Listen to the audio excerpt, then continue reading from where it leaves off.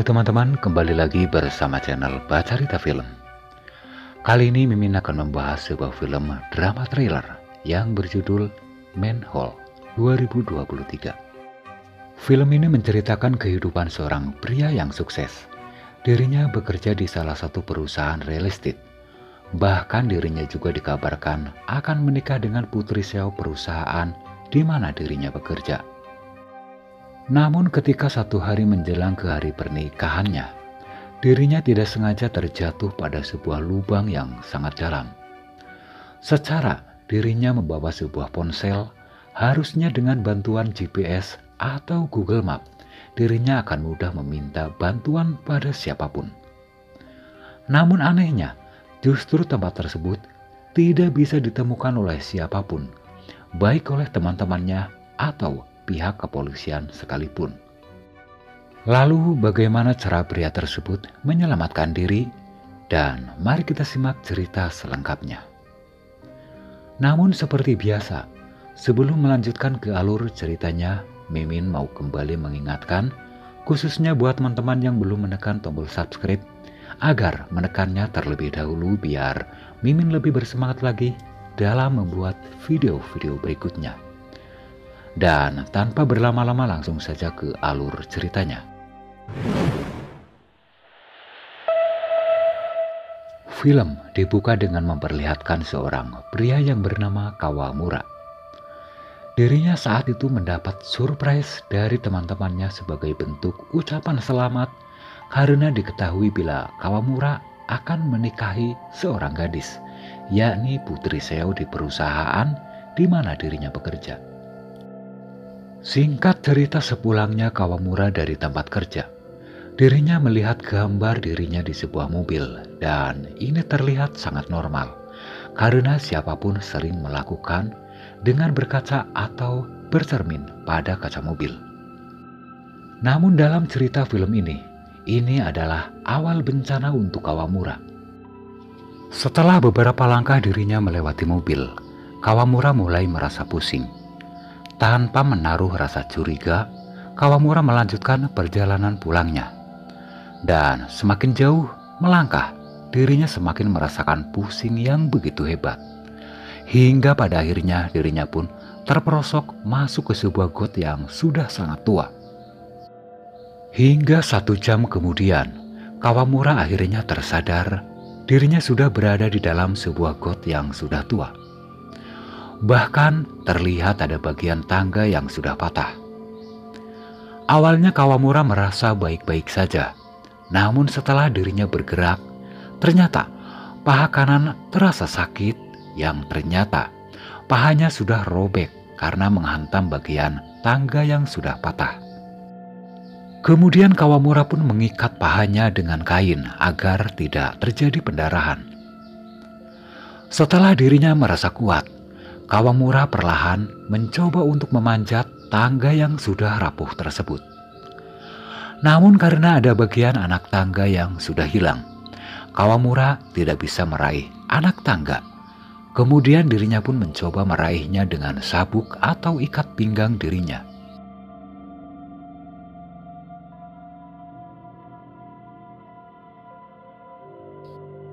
Namun sepertinya itu kurang efektif. Dan kemudian berusaha untuk melompat. Namun sayangnya itu tidak berhasil, dirinya pun kembali terjatuh ke dalam lubang. Saat itu Kawamura meraung kesakitan dan berteriak barangkali ada seseorang yang mendengarnya. Namun tampaknya jalanan terlihat sepi, yang padahal waktu baru menunjukkan pukul 7. Kemudian Kawamura pun teringat bila di dalam tas miliknya ada sebuah handphone. Saat itu dirinya tidak berpikir sebelumnya mengapa susah payah harus memanjat. Cukup dengan sebuah handphone maka bantuan akan segera datang. Untuk yang pertama Kawamura mencoba untuk menghubungi calon istrinya. Namun nomornya mendadak sedang tidak aktif. Akhirnya Kawamura mengirim pesan suara sebagai bentuk penyesalan, yakni ada kemungkinan bila hari esok dirinya tidak bisa hadir di acara pernikahan. Kemudian Kawamura mencoba untuk menghubungi teman lainnya, namun sama saja. Sekalipun nomornya aktif, namun tak ada satupun dari teman-temannya yang mau menjawab panggilannya. Kemudian untuk yang terakhir, Kawamura mencoba untuk menelpon mantan kekasihnya. Dan ternyata mantan kekasihnya mau menjawab panggilannya. Kemudian Kawamura menceritakan yang sedang dirinya alami, yakni dirinya saat ini sedang berada di dalam lubang. Pada awalnya, mantan kekasihnya tidak percaya begitu saja.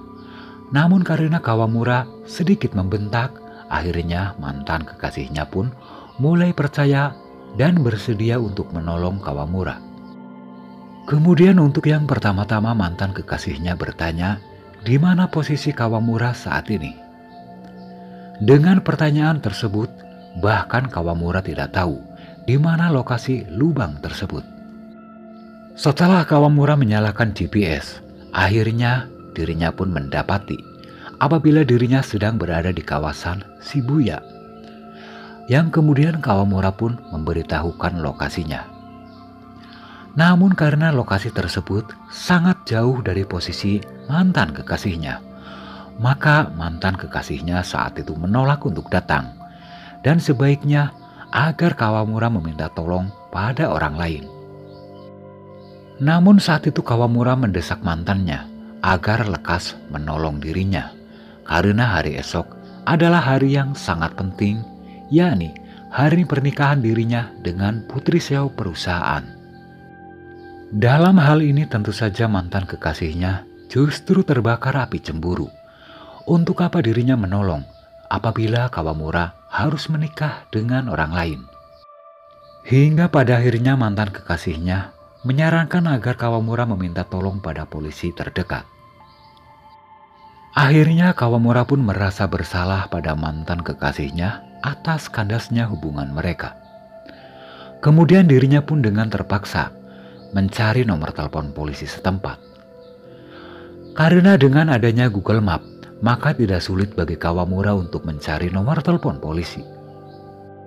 Kemudian setelah tersambung, Kawamura menceritakan kejadian yang saat ini dirinya alami, yakni dirinya saat ini terjebak di sebuah lubang yang berada di kawasan Shibuya.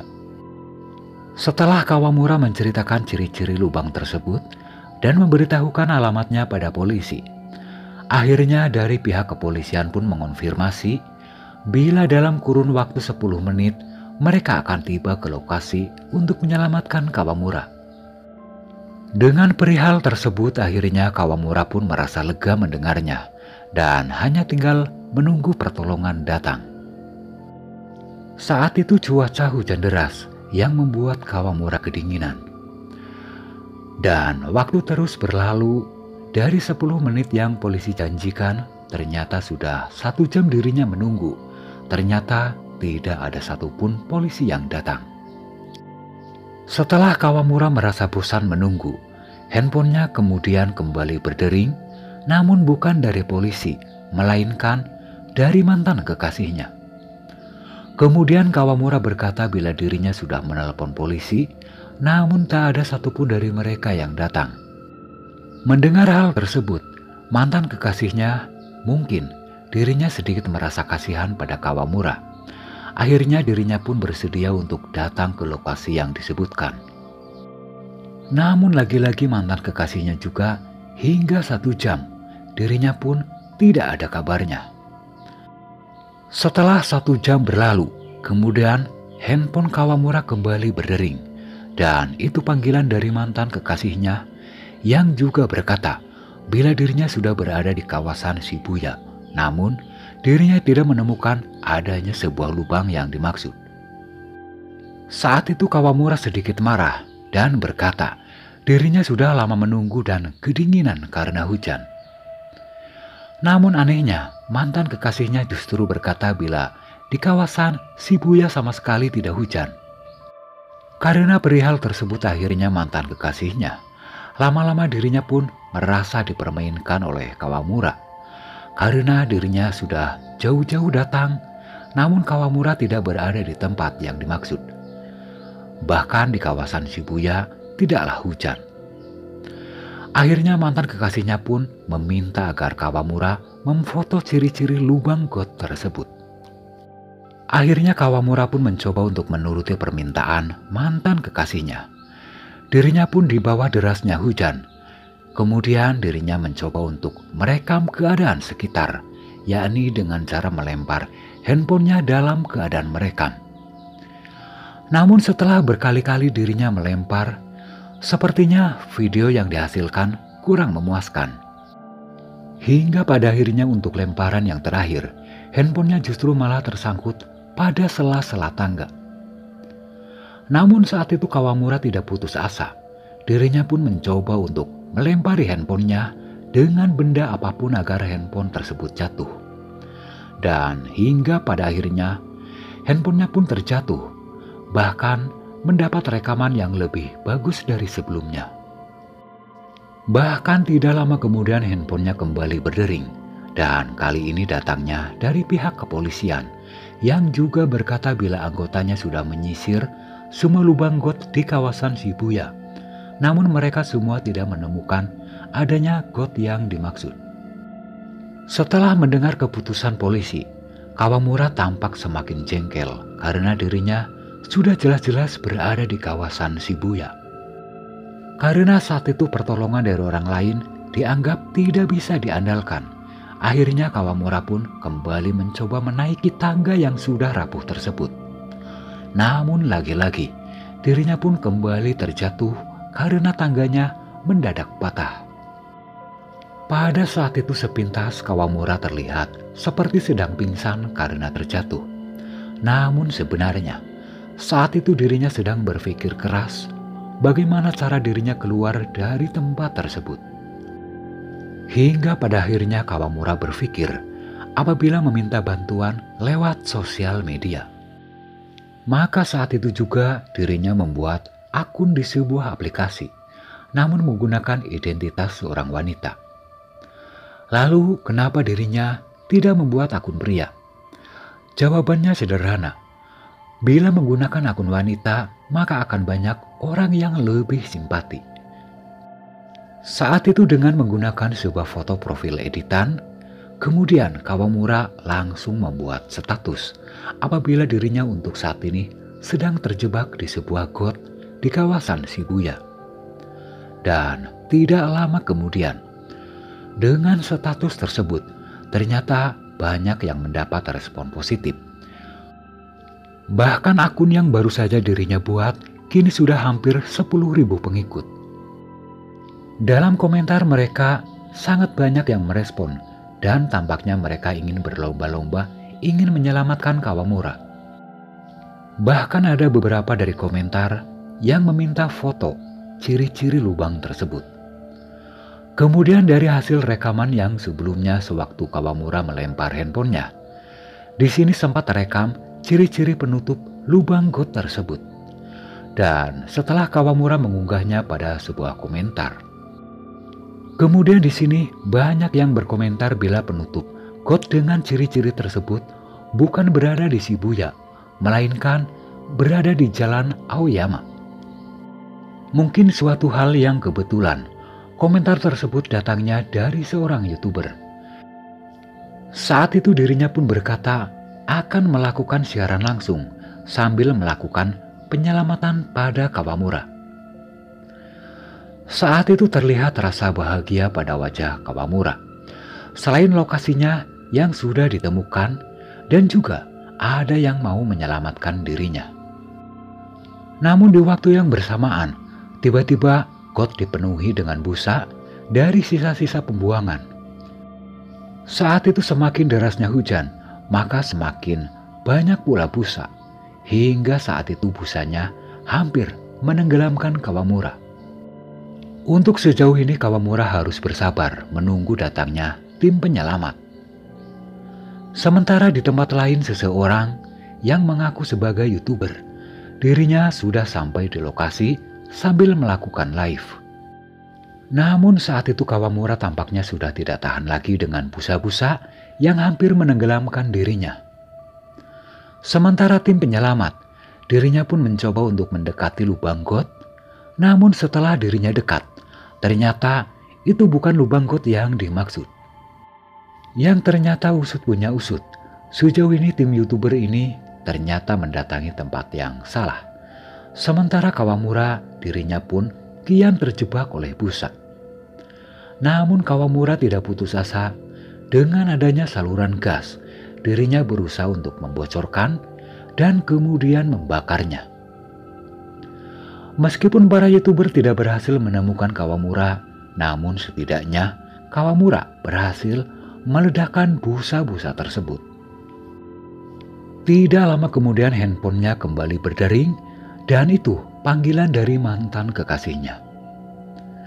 Awalnya dirinya menanyakan kabar Kawamura bagaimana kondisinya saat ini. Namun belum sempat menjawab, tiba-tiba Kawamura melihat sebuah mayat yang tampaknya Kawamura mengenali mayat tersebut. Saat itu Kawamura dengan mengenal mayat tersebut, anehnya Kawamura juga mendadak tahu di mana lokasi got tersebut. Antara lain got tersebut berada di desa Otsuka dekat sekolah dasar. Bagaimana hal tersebut bisa terjadi? Dan usut punya usut, 1 bulan sebelum kejadian, terlihat seseorang menyelinap ke rumah Kawamura, yang kemudian dirinya pun langsung menghajar Kawamura dan menjebloskannya ke sebuah got, yakni persis di got yang saat ini menjebak dirinya. Setelah Kawamura berhasil dijebloskan, kemudian pria tersebut pun mendatangi seorang dokter yang ahli dalam bidang operasi wajah. Setelah menunjukkan foto Kawamura, dokter tersebut pun bersiap untuk melakukan operasi wajah.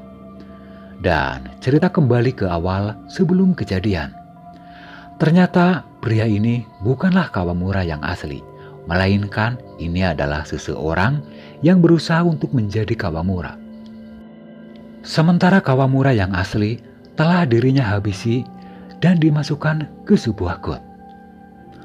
Pada awal cerita ketika semua teman-teman Kawamura merayakan kesuksesannya, ternyata ada satu teman Kawamura yang merasa iri segalanya terhadap Kawamura. Dan ini adalah pelakunya yang bernama Yoshida, yakni orang yang saat ini sedang berada di dalam got yang sedang berpura-pura menjadi Kawamura. Namun yang menjadi pertanyaan, siapakah orang yang sudah menjebloskan Kawamura palsu ke dalam got ini? Kita simak cerita selanjutnya. Saat itu dengan adanya sebuah mayat di dalam got, maka Yoshida tidak mungkin untuk meminta pertolongan pada polisi. Kemudian Yoshida mencoba untuk menelpon mantan kekasihnya. Kemudian dirinya pun menceritakan yang sebenarnya terjadi apabila di sini ada mayat Kawamura yang dirinya jebloskan beberapa bulan lalu.